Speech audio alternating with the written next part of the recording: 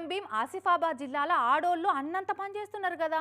మా ఊర్లలో బెల్ట్ షాపులు మూసేయకుంటే మేమే ఆ పని చేస్తాం అని మొన్న 4 రోజుల కింద కాగజ్ నగర్ ఆబ్కారీ ఆఫీస్ ముంగట ధర్నా చేసి అక్కడి ఆబ్కారీ సీఐకి ఫిర్యాదు ఇచ్చిర్రు. కానీ నిమ్మకు నీరెత్తినట్టు నిమ్మలంగా కూర్చున్నారట ఆబ్కారోళ్ళు. ఇక మీతోటి కాదు కానీ మేమే ఆ పని చేస్తాం అని బెల్ట్ షాపుల బెండు తీసిర్రట.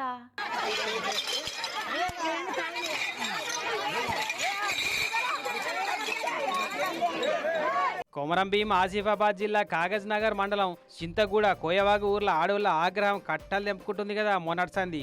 మా ఊళ్ళే బెల్ట్ షాపులు గుడుంబా దుగ్నాలు చేయబట్టి మొగోళ్ళంతా చెడిపోతున్నారు. తెల్లారుడే ఆల్చమన్నట్టు తాగి తందనాలు ఆడుతున్నారు. జరే మీరే కట్టడియాల సార్లు మా ఊర్లలో ఆ గబ్బు లేకుండా బంద్ పెట్టేయాలి అని మొన్న 4 రోజుల కింద ఈ కాగజ్ నగర్ సిఐ గారికి ఫిర్యాదు అయ్యారు కదా. గీసుంటి ఎన్ని చూడలే అన్నట్టు పట్టి పర్వ లేకుండా నిమ్మలం చేసుకున్నారట.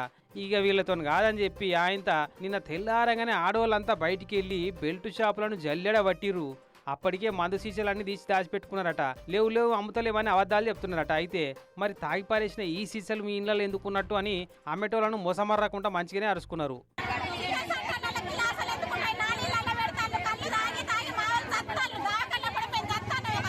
ఈ సంగతేరికైన ఆపుకోరోళ్ళు వచ్చి ఆడోళ్ళ వెనక పంట చూడు పెళ్లి పేరంటానికి వచ్చినట్టు ఎట్లా నడుస్తుర్రో.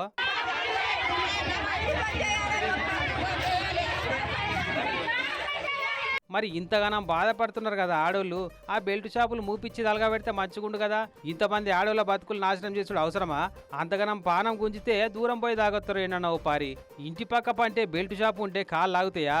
అదే దూరం ఉంటే పోయి తాగేటందుకు శాతగాకనో బద్ధకంతో ఊకుంటారు.